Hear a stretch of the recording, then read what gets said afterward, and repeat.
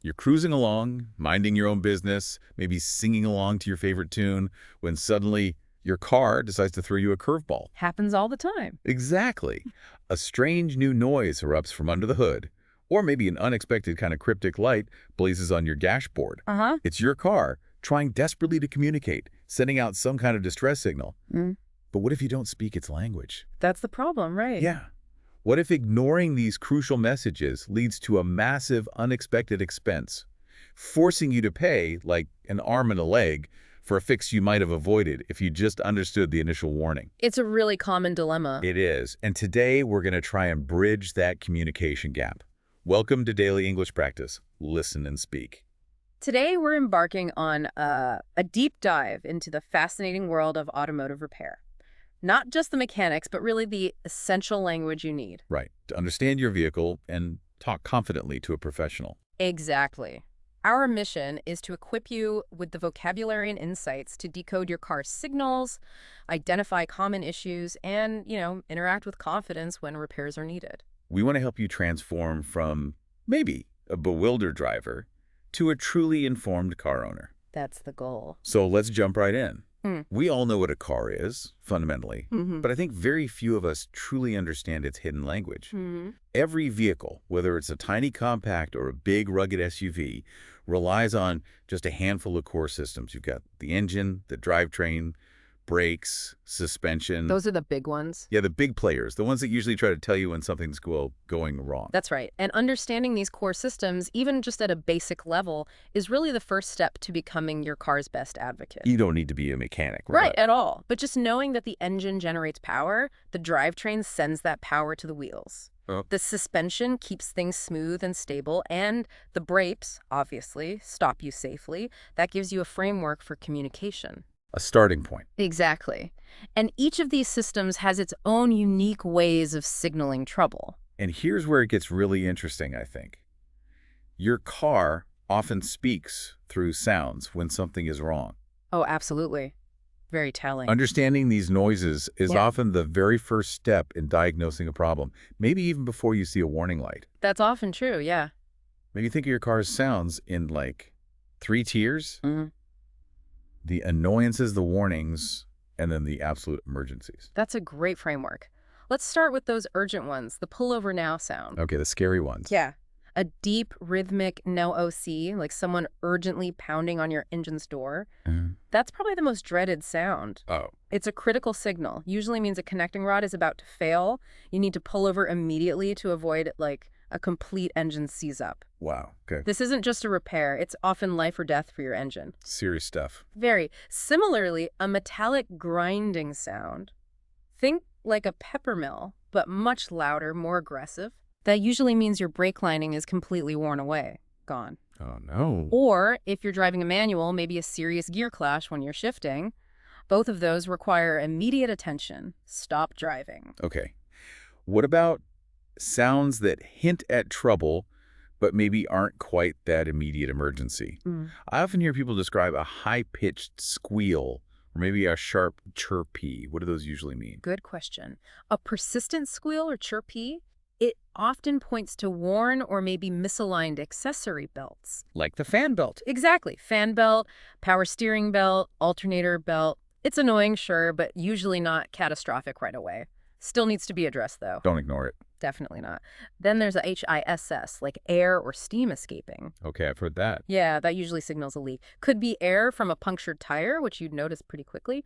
Or worse, steam escaping from your cooling system. Right, overheating. Potentially, yeah. If you hear that hiss, check your tire pressure first, but also glance under the hood for any signs of steam, quickly. And I've heard cars make sounds like dropping marbles in a can. Is that a thing? Oh, yeah, absolutely. The peeing, or rattle, peeing, which really does sound like marbles dropping in a metal can, indicates your engine is suffering from something called detonation or pre-ignition. Which is bad. Very bad. It can cause severe engine damage if you let it go. A rattly, which is more like those marbles being shaken around inside the can. Okay. That often means something like a loose exhaust system just lightly touching another part of the car. Usually less serious than a ping, but still, you need to get it checked out. Makes sense. What else is common? Well, you might hear a heavy, muted CLUN, Ooh. especially going over bumps. Yeah. That's often from worn shock absorbers or maybe the strut mounts, or a repetitious flapping noise. Like bird wings. Kind of. That can be something as simple as a loose plastic engine cover underneath the car flapping in the wind. Annoying, but usually easy to fix. It's truly amazing how much our cars try to tell us just through sound alone. It really is. A whole language. But beyond sound, you've got your dashboard warning lights. These are your car's primary visual cues, right? Communicating issues from minor stuff to really severe problems. Absolutely critical. It's vital to pay attention to them. Yeah. They're not just decorative lights up there. They're your car's way of flashing a big red flag. Indeed. Think of them like traffic signals for your car's health. They all light up briefly when you start the car, right? That's a system check. To show they're working. Exactly. If one stays on after that, or maybe doesn't come on during the check when it should, that's a significant warning. You know, one of the earliest ones was way back in a 1933 Hudson. Just a simple red jewel light for the generator. Wow, 1933. Yeah. But today they're far more sophisticated, obviously. And speaking of sophisticated, the one I think car owners dread the most is the check engine light, the little engine silhouette. It's the most ambiguous one, isn't it? Precisely. It's like this generic something's wrong signal. And the frustrating part is it can range from something really minor, like you didn't tighten your gas cap enough. Oh yeah.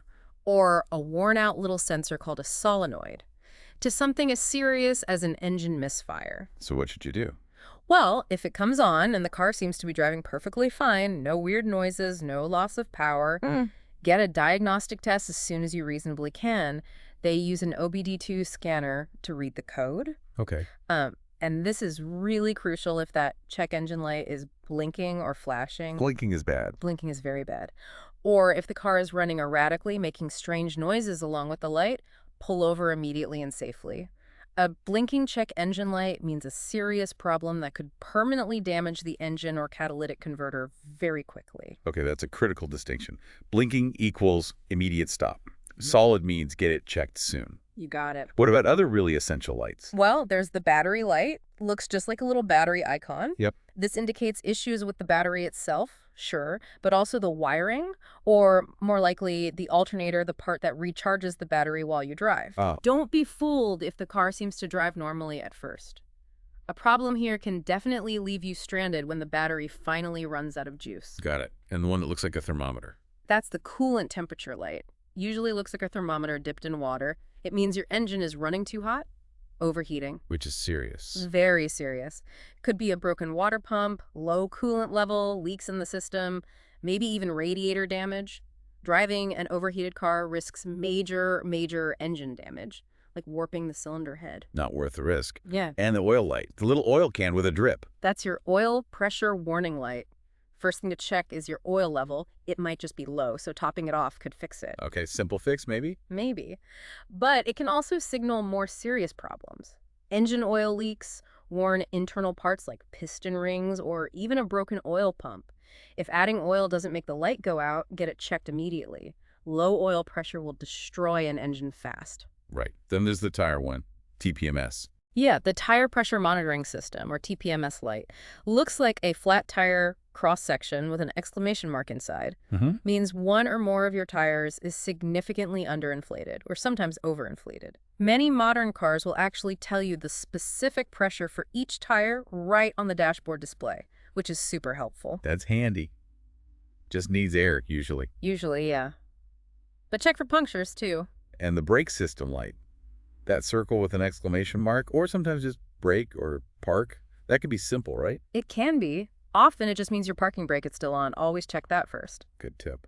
But if the parking brake is off, it could mean worn brake pads, low brake fluid level, or possibly an issue with the ABS, the anti-lock braking system. ABS issues. Is it still safe to drive? Generally, yes, your regular brakes should still work, but you won't have the anti-lock function in emergency stops, so it's still important to get it repaired for full braking effectiveness and safety. Makes sense. And what about that light showing a car with squiggly lines behind it? Ah, that's your traction control or stability control light. It's normal for it to flash briefly when the system activates, like if you're driving on a slippery road and the tires start to spin or slide. Okay, so seeing it flash sometimes is normal. Correct. But if the light stays on constantly, especially during normal dry driving conditions, it indicates a flaw in the system. Could be a faulty wheel speed sensor, for example. Also, note that some performance cars let you manually turn these systems off, and the light will stay on then to remind you. Gotcha. And of course, the airbag warning light, the little person with an airbag deployed in front of them. Yeah, that means there's a problem detected with one or more of the airbags or the system that controls them. It won't cause a breakdown, obviously, but it's a major safety concern. Your airbags might not deploy in an accident. Definitely want those working. Then we have the more basic indicators. Low fuel, thankfully obvious. Yes. Can't miss that one usually. And a useful pro tip for the fuel light. See that little arrow next to the fuel pump icon? That tells you which side of the car your gas flap is on. Saves you that awkward guess at the gas station. That's brilliant. I never knew that. Game changer, right? Then you've got washer fluid low, door ajar or trunk open. Pretty self-explanatory. And lights for your lights, like headlights on, high beams. Right. Those are just indicators confirming your external lights are functioning as selected. Important for visibility and avoiding tickets. And newer cars have even more warnings, right? For things like driver assistance. Yeah.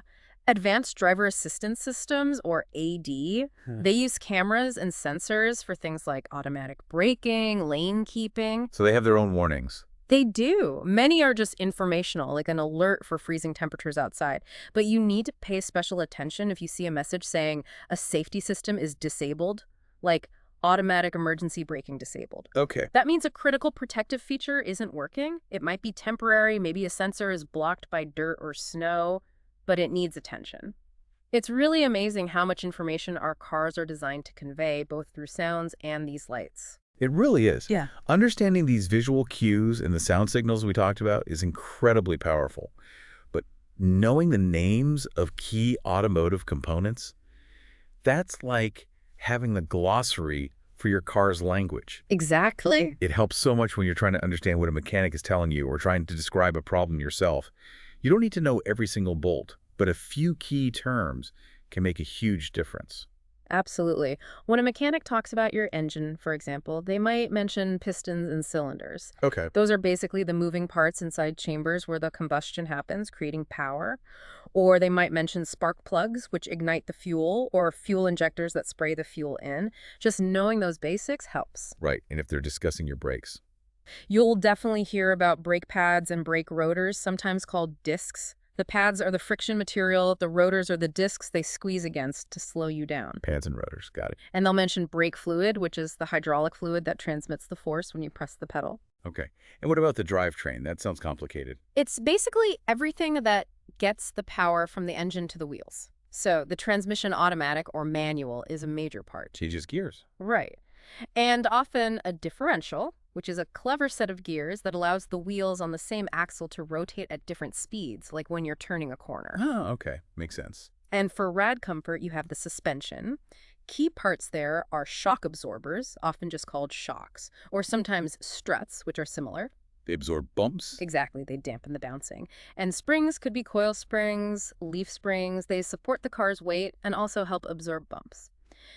Knowing just these few core terms lets you follow the conversation much more easily. It makes it less intimidating. Precisely. It's about recognizing the key players in your car's operation.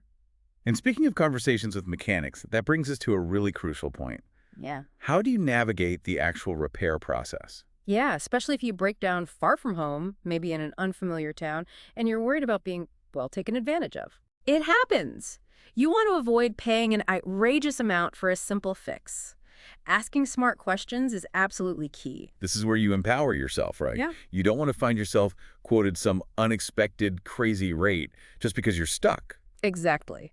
So to help you make informed decisions, here are maybe 8 essential questions you should consider asking any mechanic, especially one you don't know. Okay, let's hear them. First, ask, are you ASE certified?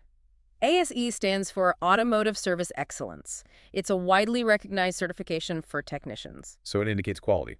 Generally, yes. It shows they've met certain standards of knowledge and competence. It's a very good sign. Good. Number 2. Second, especially if you're stranded, ask, how will I get my car to the repair shop, and do you offer a loaner car? This covers the practical logistics. Do they offer towing? Will they provide a temporary car while yours is being fixed? Important for planning. What's third? Third, what labor and parts warranties do you offer? This is about trust and protection. Reputable shops stand by their work. So a guarantee. Yeah, usually a written warranty covering the new parts and the labor for a specific time period or mileage gives you peace of mind. Okay. Fourth, do you have a good reputation? Can I get references or check online reviews? Now, they'll probably just say yes if you ask directly. Right. So it's smarter to do a quick check yourself if you can. Look them up on Yelp, Google reviews, maybe check their standing with the Better Business Bureau, the BBB. Good advice. Fifth question. Fifth, what is your used parts policy? Sometimes, for really expensive components like transmissions or differentials, using a quality used part can save a lot of money. Is that okay? It can be if they are transparent about it. Get your permission first and pass the savings along to you. You just want to know their policy up front. Fair enough. Number 6. Sixth, what's your repair estimate process? You need to understand how they calculate the cost. Ask for a written estimate that breaks down the cost of parts versus the cost of labor. Avoid surprises on the bill. Exactly. You want a clear picture before they start the work. Makes sense. Seventh. How long will it take to repair my car? Get a realistic timeline. It helps you plan. Depending on the repair complexity and parts availability, it could be hours, days, or even longer. Good to know. And the last one, number 8. Finally, eighth, can I receive a written record of the repairs? Always get an itemized invoice when the work is done. Why is that so crucial? It's vital for accountability. It's your proof of what was done, essential for any warranty claims later, and it's also good documentation if you ever decide to sell the car. It shows a history of maintenance. Okay, those 8 questions seem really helpful. They really are. Armed with those and the vocabulary we've discussed, you're in a much better position. You now have a pretty comprehensive toolkit for understanding your car's complaints, whether it's a weird sputtering sound or that dreaded check engine light. Yeah, knowing these terms, knowing the right questions to ask, it's not just about learning English, is it? It's about gaining real control and confidence over your vehicle and its maintenance. Absolutely. It empowers you as a car owner. Indeed. And here is something to think about. As vehicles become even more intelligent, with all the advanced driver assistance systems, ADS, and even moving towards fully autonomous features, their language is only going to evolve. It'll get more complex. That's a really interesting point. So how will mastering this continually shifting vocabulary become even more critical for every single driver in the years to come? Something to ponder. It is. The human-machine interface is constantly changing, and language is key to that. Well, thank you for joining us on this deep dive into English for car repair. We hope you found it useful. Hope it helps you feel more confident next time your car tries to talk to you. If you did find this useful, please remember to subscribe to our channel for more daily English practice. Listen and speak. Until next time, stay informed and drive safely.